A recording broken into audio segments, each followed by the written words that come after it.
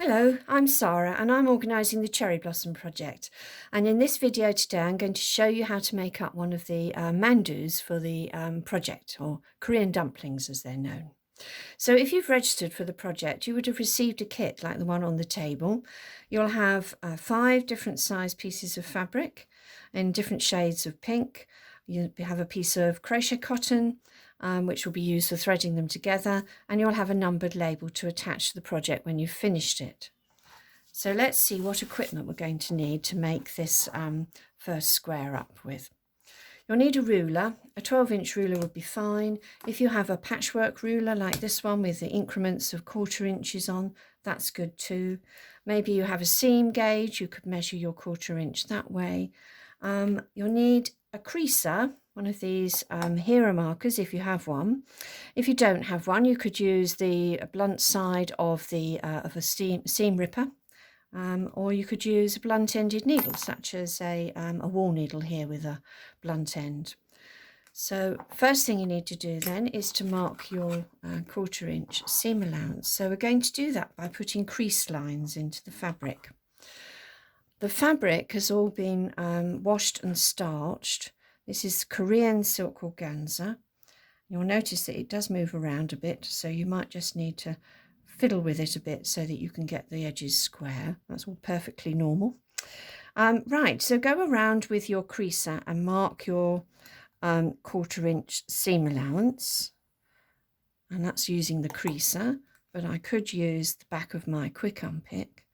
And what that's doing is putting a sort of shiny line into the fabric, so that when we want to fold the edges in, it just folds neatly over that creased straight line. So it just makes it a bit faster and a bit easier. So you could also use the wool needle, and if you've got a strong nail, you could use your nail just to do the same thing. So having got those creases in, you're now going to go around and fold along all 4 edges, folding this seam allowance into the centre of the square. There's no wrong and right side to this fabric, so just pick and you'll be fine.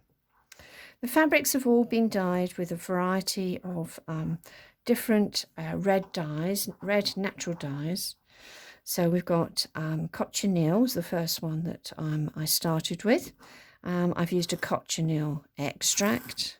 I've also used a lac dye, and I have used sappanwood as well to create a pink dye.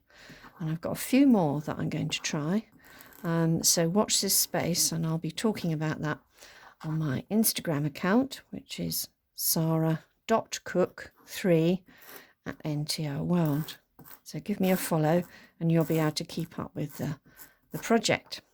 Now, there are no mitered corners. The corners are square, so there's nothing complicated to manage at the corners there. Once you've folded in all your edges, you'll need some pins. Silk pins are best because they slide in and out of this fine fabric without shifting it about. But if you've got another sort of pin, then you use those as well. So pin those edges together. So we're folding the square into a rectangle. And you'll see that the seam allowances will just hold in place if you just fold them up on the corners. Then match your corners and pop a pin in. Ready to start stitching. Now, the choice of thread is up to you. I've not included thread in the kits, so it's up to you what you'd like to sew with. There are more than 2,000 varieties of cherry trees, all different types and shades of pinks and whites. So it doesn't really matter what colour thread, what colour pink or white thread you choose to work with. That's your choice. And the thickness is up to you as well. So it may be that you're quite happy stitching with a fine thread like this silk thread here, which would require a very thin, tiny needle. But if you prefer to work with a bigger needle and a bigger thread, that's good too. You could use a cotton perlé. That's a 12 and that's an 8. Both of those are okay. This is a 12 weight thread and variegated. So lovely. If you've got one of those in your box, you could use that. And then you can see I've got some quilting threads. They're good. Or just an ordinary reel of cotton thread will work just as well. So for today, I'm going to use a white quilting thread just so that you can, I hope, see what I'm doing a bit more clearly. So you've got your square which you've folded into a rectangle. Thread your needle with a single thread. Put a knot on using your preferred method at whichever end, well, at the end, and then trim off the tail so that it's nice and neat, and we can begin to hide that into the seam. We're going to start stitching from the folded end. So you've got this end which is open and this edge which is folded. So we'll run the needle along the folded edge in between the layers and make it pop out at the other end. Okay, trying not to come out onto the right side. And then that knot will get hidden in the seam allowance. Pins, eh? There we are. So we turn that round, tuck that inside, and then we're going to whip stitch or overstitch, depending on where you are in the world as to what it's called. Gamchimjil in Korean. So trying to get these even is always a challenge, and you'll find that once you start hand sewing you get into a rhythm and your stitches become more even. But one of the things you can do to help make the stitches even is to make sure you always put your needle in at the same angle.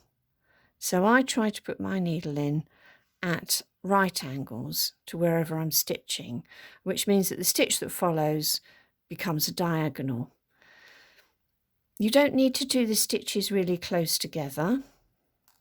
We don't have to embroider the edge of this because there's going to be so many stitches holding it that it is not necessary to make them really close. They're not going to be under any strain. You also want to try and make sure that you're just taking a few threads as your needle passes through those two folded edges. Try not to take too deep a bite of fabric, because in a minute we're going to want to open that seam, and if you've created a ridge, then it's a little bit more of a challenge to make that happen. So you stitch from that folded end all the way up to the end that was open, okay, up to here. So let's have a look at one that I've already done. So I've stitched from that corner up to the open end up here. And then don't cut off your thread or finish off. Jump over to the other side. Pinch those two corners together between your thumb and finger, and then draw up the other side towards it. Now if you take another stitch as well, you'll be able to anchor that. That's it. And then over sew along that edge till you reach the other end, which is the folded end.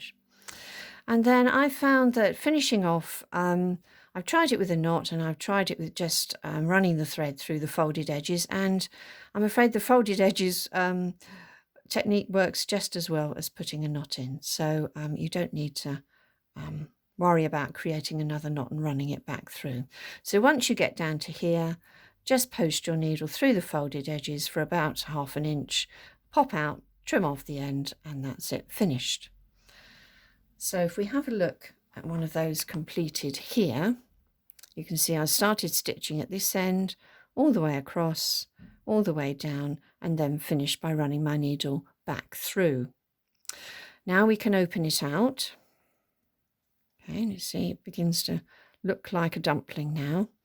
Now at this stage, if you pop your finger inside and then with your thumb now, just open out that seam allowance and press it down. Okay, so you're just gradually opening the seam allowance and spreading out. If we have a look inside, we can see that if you've just grazed the edge of the fabric, you can actually open it like a flat open seam. And then you're ready to start stitching across from here to here. So come back with your pins, just wiggle the centre together again, and pop in a pin on either side just to hold them in place while you start stitching again. And then you can again start at the folded edge at the end, stitch right across the middle and out the other side. So we're going to start here, stitch and finish. And then it should look like this one here. And you can see we've still got the bounce. So try to avoid ironing. Try to avoid putting an extra creases in to find the centres and things. None of that is necessary. The only creasing you need to do is around the 4 sides, folding it in, pinching it together and doing that stitching. Okay, so in the next video I'll show you how to thread them together. Thanks for listening.